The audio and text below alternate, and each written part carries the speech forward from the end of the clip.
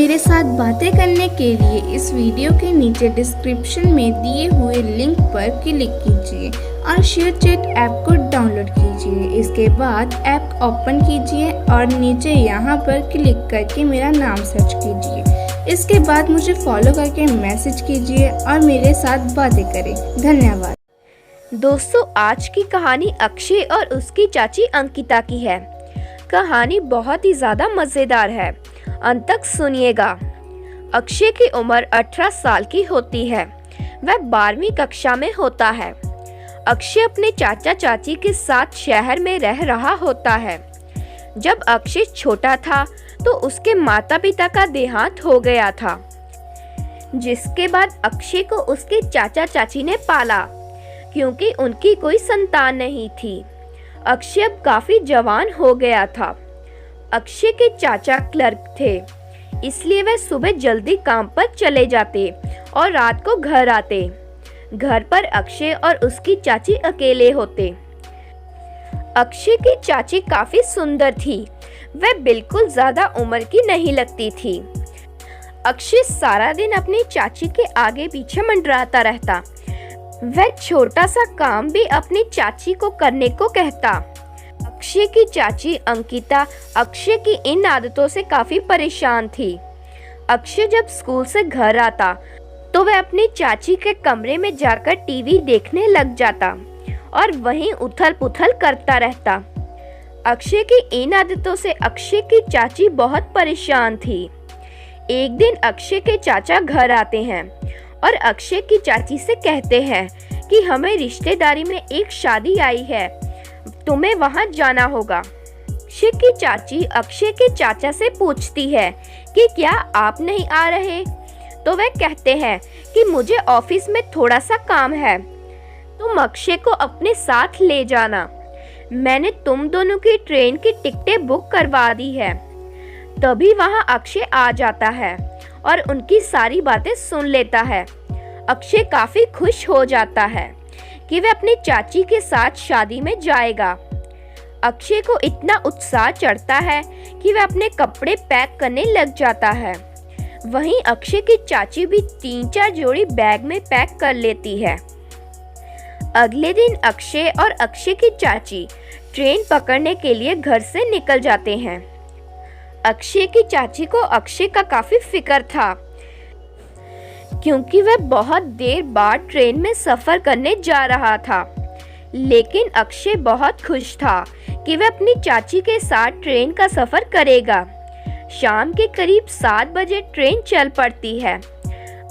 अक्षय और अक्षय की चाची को डब्बे के ऊपर वाली आमने सामने की सीट मिलती है। दोनों ऊपर सीट पर चढ़ जाते हैं, लेकिन पता नहीं क्यों अक्षय अपनी चाची के पास बैठना चाहता था, लेकिन ऐसा होना मुश्किल था। इसके बाद अक्षय की चाची अक्षय को खाना देती है। अक्षय खाना खा लेता है और अपनी चाची को कहता है कि उसे बाथरूम जाना है। ये बात अक्षय की चाची को अच्छी नहीं लगती कि वह इतना बड़ा हो गया है और मुझे बाथरूम साथ ले जाने के लिए कह रहा है। अक्षय की चाची अक्षय को बाथरूम ले जाती है।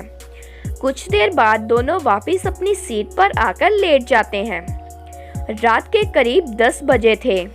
ट्रेन में सन्नाटा हो गया था, लेकिन अक्षय को नींद नहीं आ रही थी। वह अपनी चाची की ओर ही देखे जा रहा था। जब अक्षय की चाची की हल्की सी आंख खुलती है तो वह अक्षय से पूछती है कि क्या हुआ, तुम्हें नींद नहीं आ रही? अपनी चाची की बात का जवाब देते हुए अक्षय कहता है कि नहीं चाची, पता नहीं क्यों लेकिन मुझे नींद नहीं आ रही है। मेरा आपसे बातें करने का मन कर रहा है। अक्षय की चाची अक्षय से कहती है कि क्या अक्षय, तुम्हें कौन सी बातें करने का मन कर रहा है? अक्षय अपनी चाची से कहता है कि आपकी लव मैरिज हुई है या अरेंज? अक्षय की चाची को ये सवाल थोड़ा सा अजीब लगता है। वह अक्षय से कहती है कि मेरी अरेंज मैरिज हुई है। अक्षय अपनी चाची से एक और सवाल पूछता है कि क्या आपका शादी से पहले कोई बॉयफ्रेंड था? अक्षय का ये सवाल सुन उसकी चाची अंकिता को थोड़ा सा गुस्सा आ जाता है। वह अक्षय से कहती है कि तुम अभी इन बातों से दूर रहो।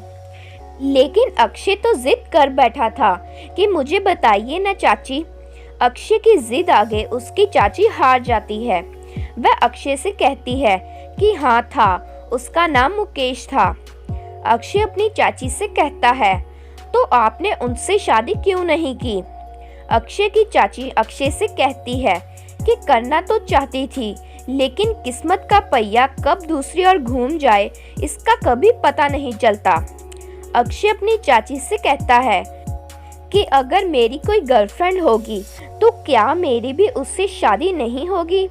अक्षय की चाची अक्षय से कहती है कि ऐसा नहीं होता, ये तो किस्मत पर होता है, हम इससे कुछ नहीं कर सकते।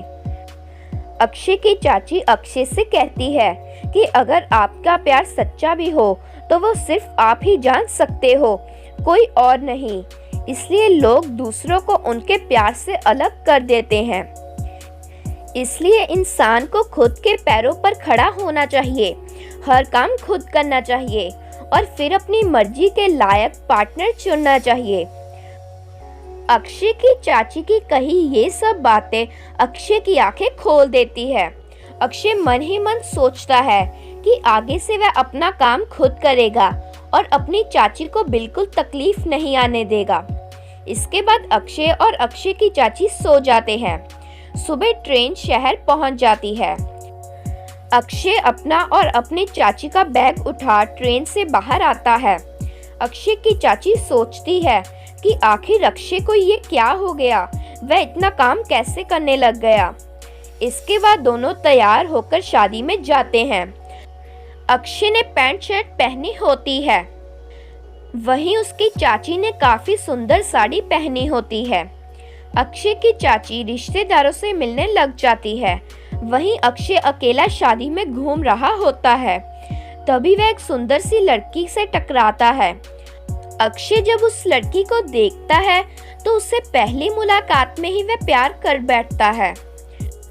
वह उससे जब उसका नाम पूछता है तो वह लड़की अपना नाम लीजा बताती है। लीजा भी अक्षय की ओर ही मुस्कुराते हुए देखी जा रही थी। तभी अक्षय की चाची उनके पास आती है और अक्षय से पूछती है कि ये लड़की कौन है। अक्षय तब अपनी चाची को कुछ नहीं बताता कि वह उससे प्यार कर बैठा है। वह अपनी चाची से झूठ कह देता है कि ये मेरी क्लासमेट है। इसके बाद अक्षय अपने चाची के साथ शादी अटेंड करने लग जाता है। लेकिन जब शाम को अक्षय और अक्षय की चाची शादी से वापस जाने लगते हैं तो लीजा अपना नंबर अक्षय को दे देती है। इसके बाद अक्षय और अक्षय की चाची शहर वापस जाने के लिए शाम को ट्रेन पकड़ लेते हैं।